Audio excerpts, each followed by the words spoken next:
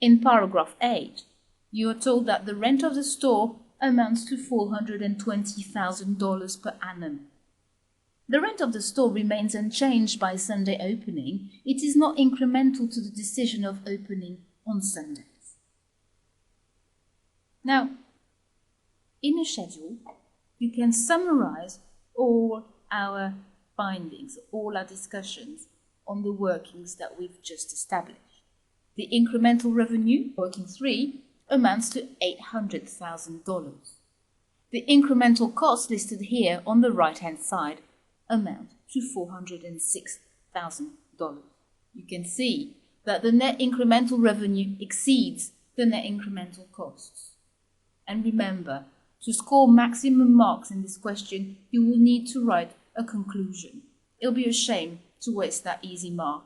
Write that, based on our findings and calculations, it appears that incremental revenue will exceed incremental costs, therefore Sunday opening makes financial sense, or is a good idea. Let's now have a look at requirement B, where you're asked for 4 marks to discuss whether the manager's pay deal, time off and bonus is likely to motivate him. For 4 marks, you could safely assume that the examiner has split his marks in between time off for 2 marks and bonus for 2 marks. So let's split the discussion like this. What about the time off? We don't think that the time off is particularly motivating, as only toil is given.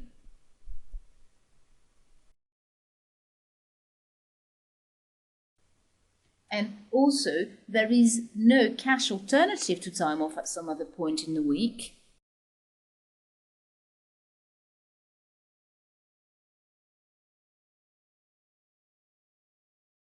Other staff members also are paid at time and a half for working Sundays, but that option is not given to the manager. So, if you take into account the 3 factors, you can conclude that it's unlikely that the manager will be motivated.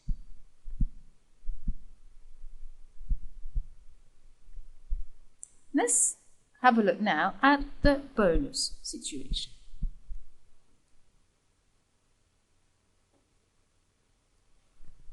The manager is promised 1% of Sunday sales.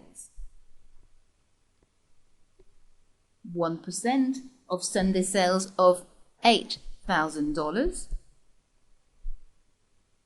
per annum over 50 Sundays that we have in the year. This represents the equivalent of $160 a day. This is less than the $180 a day paid to normal staff at $30 for 6 hours every Sunday. Therefore, it's unlikely that the manager would be motivated by this.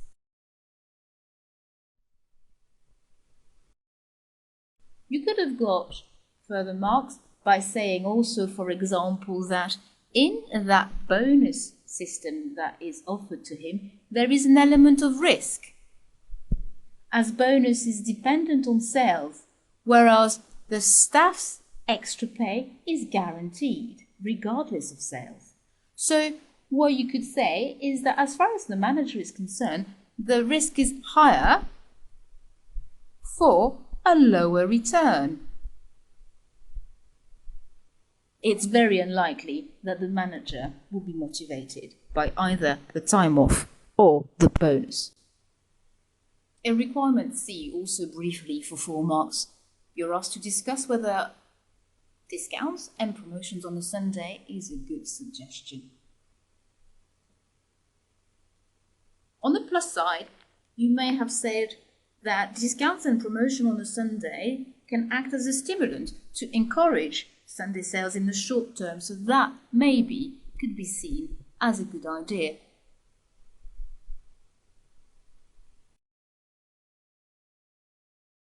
However, why could it not be seen as a good idea? Well, it is possible that customers might delay a purchase a day or two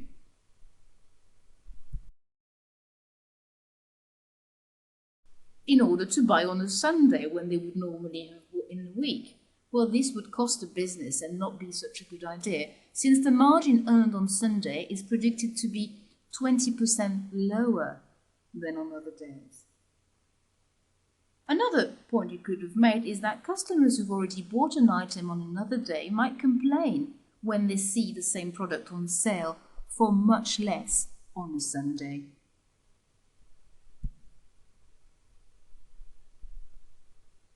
In terms of quality also, the price of an item can say something about its quality. Low prices tend to suggest poor quality. Low prices could be detrimental to our business.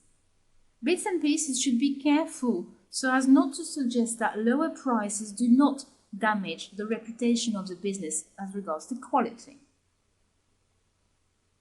In conclusion, you could say that all in all, it doesn't appear that Sunday discounts and promotions are such a good suggestion. You could also say that Sunday opening increases flexibility for customers, so there's no need to offer any price reduction.